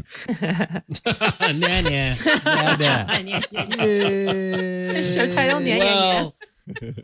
Well, that's a good segue, because one thing that iOS has, whether it's better or not, who knows, is a dedicated podcast app. And with all the recent conversation we've had around Google Podcasts and the changes and things like that, things that are going away, it's a good time for a good friend JR Raphael to have another Android intelligence tip that is assistant podcast based. So JR, you've got my curiosity piqued. Let's hear what you got to say. Hey, so last week we talked about a really cool way to improve your Google Assistant experience and make sure you always know exactly which device is awake and listening. Well, as promised this week, I want to pick up with that same basic theme and introduce you to a super useful tip for having Assistant play specific podcast episodes for you, all based on a simple voice command. It's a really neat little upgrade that Google rolled out a little while back, and as is often the case with this kind of thing, you'd have no way of knowing it even existed. So here it is. Grab your favorite Android phone, say HEY Google to get Assistant's attention, and then try a command like this. Play the latest All About Android podcast, or play the Stuff You Should Know episode about possums. Or maybe play the Conan O'Brien Needs a Friend episode with Bryan Cranston. You get the idea. You just ask it for exactly what you want, specifically within any particular podcast title. Each time, Assistant will open the appropriate episode in whatever podcast app you've got set to use as its default. No hunting, pecking, or tapping required. And if you want to change which podcast app is set as your default, by the way, that's pretty easy to do too, with one teensy little exception. To start, call up Assistant on your phone with that HEY Google launch phrase one more time, and this time say Assistant Settings. When the settings screen comes up, you'll want to tap See All Assistant Settings followed by Podcasts. And there you can pick any compatible app that you've got installed, and Assistant will use that for all of your future podcast-related commands. Now, the catch there is that for some weird reason, the system only seems to support Google Podcasts and Spotify as of now. Apps like Pocket Casts, Castbox, other Android favorites just aren't in the list, aren't compatible. You can't pick them, at least as of this moment. Hopefully that'll change at some point in the not too distant future, but for the moment at least, you can rely on that system to play a specific episode when you need to in one of those compatible apps, even if maybe it isn't your standard go-to favorite. Hey, don't forget, you can get top-notch tips like this in your inbox every week with my Android Intelligence newsletter. It gives you 3 cool new things to try every Friday, and it's completely free for you. Just head over to androidintel.net/twit to get in on the action. That's androidintel.net/twit. And you know what? If you've got a specific type of tip that you'd like to see me tackle in a future episode here, just go sign up for the newsletter, respond to the first issue you get from me. Let me know what's on your mind. We'll talk. All right, back to you, gang. We'll talk. Once again, shirt game. You're doing good, JR. That got Flo to notice that shirt while we were watching. 11 out of 10. And I'm going to try out that tip because that's a good I tip. am tired of having to Yeah, scroll for the thing. Scroll for the thing. And scroll. What an oversight, though, that you can only pick those 2 apps. Yeah. Dang it. So close, but Talk so about far gatekeeping. away. Yeah. Gatekeeping or curating. Right. Yeah, it's not an oversight. Whoops. Yeah, it's I not an don't oversight. know. Yep. Yeah, probably not. Probably not. Thank you, JR. Android Intelligence. Appreciate you. All right. Coming up next, we've got some of your feedback. That's up next. AAA at twit.tv, 347-SHOW AAA. First email is from Eddie from St. Louis, Missouri, who says, let's see here. While those apps were great, I think there is another solution. It was even suggested by your own JRA Feel. Why did I not put it in context here? It's called Buzzkill. It lets you create rules to filter out notifications. That's right. So we had a feedback. The keywords. There we go. Last week. Yes. Yep. Filtering out keywords from messages, right? Or was it calls? I can't remember. No, it was some last week. I forgot his name, but he wanted to be able to block text messages if they match certain keywords. That's what it is. Thank you. My brain is just, it's not working today. Anyway, so Eddie has a solution. It's called Buzzkill. It lets you create rules, he says, to filter out notifications. I attached an example. I thought I'd suggest this in case Rick didn't want to change texting apps. And so what you see here is when I get a notification. Fascinating approach. Yeah, when I get a notification from messages that doesn't contain test department, then dismiss immediately. That would be a rule that you could set up in Buzzkill. So you're not blocking the message itself, you're blocking the notification. Yeah, so you're just not seeing it. Yeah. It's not being pushed. It's still in your messages app, though, if you go in and look for it, but you're just not getting notified about it. And is that good enough? Fascinating.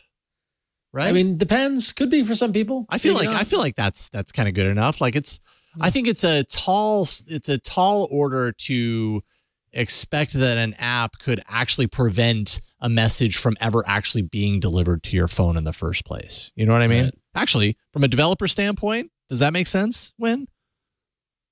Like, could a developer have the ability with an app to recognize an incoming text and say, oh, that incoming text has that keyword, don't deliver to the phone? Or, you know what I mean? Like, that seems like more than a developer could have access to me.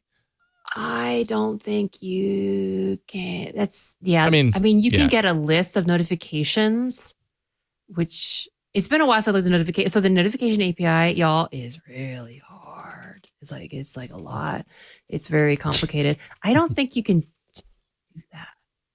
I could be wrong. Yeah, I'm putting you on the spot, so I apologize. Oh, I know, but it feels bad, right? That generically speaking, that kind of information getting to an individual app across the system is not bueno. Like, you can get a list of apps, but that feels more like altering other app data, more or less, or user data. So that I would say my gut is no, but the notification API is weird, so it could. I don't know. Yeah.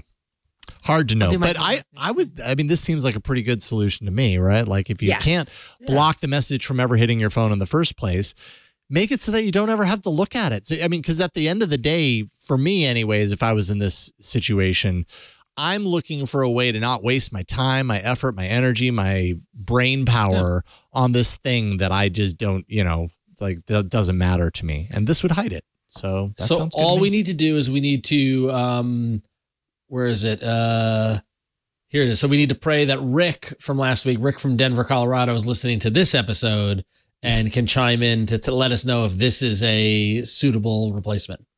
Yes, let us know. We'll keep this Rick. thread going for the next 2 months if we have to. Please. If it's like two-factor authentication, let's let it ride. Come on. Right. Half the year at this point. All right, Wynn, you got the next one. I'm sorry, I drifted into API documentation so I can see the answer real quick. I think it actually was possible at some point. I'm sorry, I was in documentation. I was like, huh? Oh, you're busted. You're in documentation. You're in developer documentation. Hey, real talk. We like 75% of the job is Googling. All right, so yeah. We had some Twitter feedback from Tony Morrow, and Tony Morrow gave us a ping, a net reply on the Bird site and said, I decided to try Android Assistant to play music from Plex and Auto. It keeps auto-correcting Plex to Pocket Casts. If I say Plex Amp, it autocorrects to Spotify, which I don't have installed. This is why I gave up on Assistant. Oof. And then we've got he included a video on his tweet where you can actually see it happening, which I just feel like this echoes the same problems I've had with Assistant on my Google Home, where I'd say one thing over and over again and just wouldn't understand it. Mm-hmm. Play Linkin Park, Funplex. Okay. Or maybe Plex just didn't kick down the payola. Yeah. Play Linkin Park on Plex, and then it corrects it to Funplex. No, you had it right the first time. And you can see Plex Amp is right there on his, it's like an app he has installed, right? And the fact in his example, he says, it keeps correcting Plex Amp to Spotify, which is just crazy. Like, it's like, no, we don't want, oh yeah, he's got Plex right there. It's like, we don't want you to listen to Plex Amp. We want you to listen to Spotify. Like, that's not like something weird is going on with Assistant under the hood that they refuse to admit. And I wonder if he even has Spotify installed, which would be really unfortunate.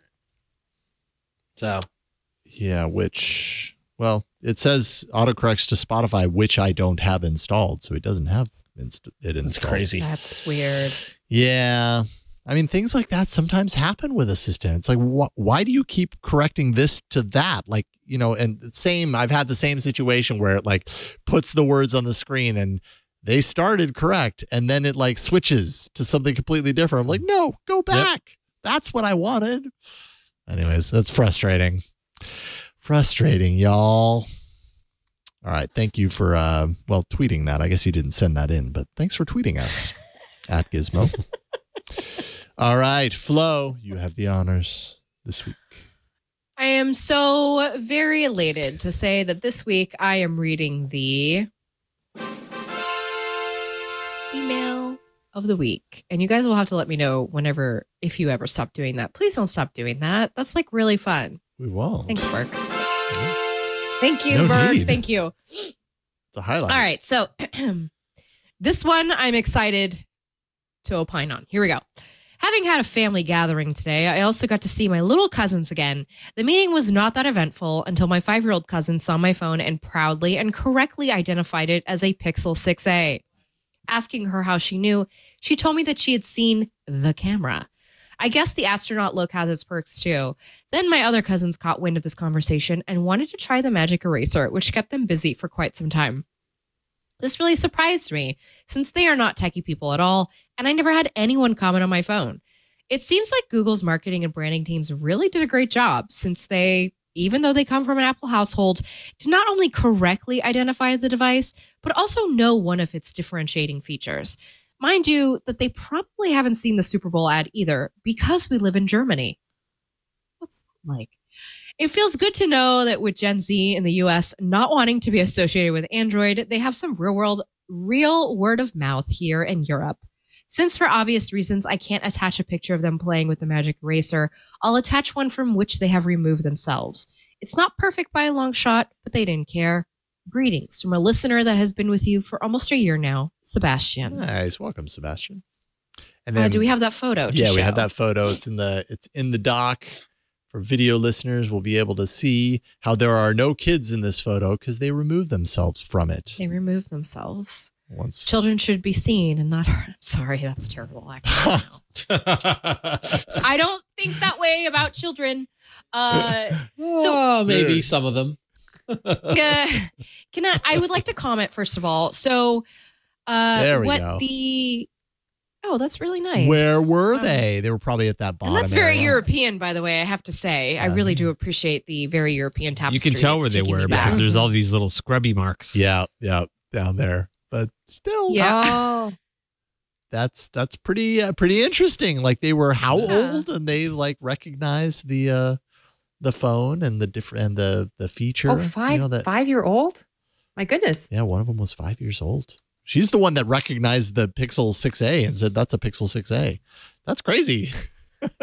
I do believe that Sebastian is referring to that semi-viral article that came out on Bloomberg about how the young kids are just going to the iPhone because of iMessage and that like Android has to be careful. But I don't necessarily, first of all, I'm so tired of that narrative because like for a lot of people don't care about iMessage actually, just because kids. That. I mean, yeah, they do, but anyway, regardless, I'm tired of that narrative. I don't have. That's fine. You can be tired of the narrative, but I still think it's valid. No, you're right. You're right, Ron. You're right. Second of all, I do think that what has been happening between the Pixel line, the Samsung Galaxy lineup, and the iPhone lineup is that you can tell immediately what phone it is from the back. And so, yes, did we all gripe and complain about the Pixel, the new Pixel design? I did. Yes. But that bar is very iconic now. Super it's iconic. Way more iconic than the back of a Nexus 5. I'm sorry. Same thing with Samsung. If you look at the Samsung devices that I have just here, right? Look at those back cameras. You see those back cameras, the way that they're all positioned, and same with this one. So those cameras are all in that alignment. And so when you're looking from far away, if you're looking, let's say, on a movie screen, or you're looking on TV and a character is using a Samsung phone, you can easily distinguish that. The same thing with the iPhone. When you look at the back of the iPhone, every single iPhone has this stovetop motif. It's either 2 lenses or 3 lenses on the Pro. And according to the CAD renders, it's possible the next iPhone will probably have the same. This has been like this, I believe, since the iPhone 12. Yeah, for a while now. So you can tell somebody's got an iPhone based on that. And it's design language at the end of the day. That's good design language. So a huge pat on the back for the Pixel design team that this is becoming iconic enough that 5-year-olds are recognizing it from far away. There you go. You go. Sebastian, congratulations for being the email. Thank you, Sebastian. And thank you for writing us in and contributing to that conversation and for writing that beautiful email of the week. ...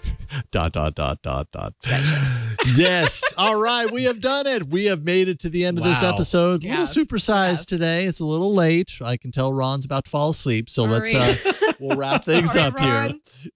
It's been a long day. Let's just say. I understand. So Ron, what do you want to leave people with? I'll be short and sweet. Just go and follow me on Twitter and on Instagram at RonXO. And like I mentioned earlier in the show, check out iFanboy I over at iFanboy.com, and on your podcast catcher. I appear on that on a monthly basis on the Media Explode shows. And yeah, just have a good time all the time, please. So. Thank you, Ron. We'll go in order of time zone. So Ron's really needs to go to bed. When you are closer to bedtime than we are here on the Pacific time zone, so you go next. Okay, well, I am an Android developer who Googles things like, yes, you can actually intercept other apps' notifications using the notification listener, which I was reading in the documentation while the other emails were being read, but you need permission to do it. So anyway, but that's the kind of stuff that I do on a daily basis. And if you want to kind of like, listen or read or hear things that I have done, you can go to my website, randomlytyping.com, where I do dev stuff and talk about dev stuff. And otherwise find me on the interwebs at Queen Code Monkey. Thank you, Win. Always a pleasure. And always a pleasure having you on, Flo. Thank you so much for carving time for us today. What do you want to leave people with? Well, when I'm not here, I am working over at Gizmodo, where you can read all of my writings. I have a fun little vanity URL, flowrights.tech. If you type that in, it'll take you to my author page at Gizmodo. And also, I do a podcast, a weekly podcast with Andy and Notco on the Relay FM network called Material. We cover all things Google, from Android to the search engine. And we just launched a members-only show. So anybody interested in that, or I should say a members-only segment. So anybody interested in that should go check that out at relay.fm/material. Right on. There it is. There's Material. I love that. We just had our 400th episode, by the way. Wow. Congratulations. That's huge. It's a lot of episodes. That's a milestone. That is a milestone. Yeah. That's important. Yeah. Good job. 7 years. Awesome. Woo! Thank you. Thank you, Flo. We'll have you back soon. Thank you to J.R. Raphael for his awesome intelligence in the world of Android, also known as Android Intelligence, and his tips that he shares. Thank you to Burke behind the board for making this possible and pushing buttons, sometimes talking. Thank you to Victor for not talking anymore, at least on the show, but definitely important behind the scenes to bring you the podcast and editing and everything. Yeah, editing Burke out. Anytime Burke talks, he just edits it out, is my understanding. At least that's marching orders. So I hope that's happening. Yeah. Thank you, Victor. I'll check. You can find me on Twitter at Jason Howell, Mastodon, twit.social/@JasonHowell. Don't forget Club Twit, because it's actually very important to us. As you can see, if you're watching a lot of our shows right now, things have really slowed down in podcast advertising. And it's not just us. It's kind of across the board. Things are getting a lot more complicated and difficult. So thankfully, we have Club Twit, which allows you to make sure we keep the lights on, basically. It's an ad-free subscription tier. All our shows, no ads. Also exclusive Twit Plus podcast feed content, which includes shows that you won't find outside of the club. So lots of extra shows. Hands on Mac, Hands on Windows, the Untitled Linux show, Stacy's Book Club. I mean, so we've got so many great events happening with Club Twit right now, and members only Discord, which is so much fun. It's all, you get all that stuff for $7 per month, and it helps us directly, especially right now when things are getting a little tight. So twit.tv/clubtwit. Thank you in advance, and thank you for those of you who are club members. You really are helping us out, so thank you. And that is it for this week's episode. We do the show every Tuesday evening. Twit.tv/AAA is where you can go to subscribe, find all of our episodes. We do the show later in the evening on Tuesday, as Ron will attest, as his eyes close. And it publishes early in the morning on Wednesday. So it's right there ready for you in your morning commute if you're subscribed. Twit.tv/AAA for details on how to do that. But let's waste no more time. Let's get to it. Thank you for watching and listening. We'll see you next time on All About Android. Bye, everybody.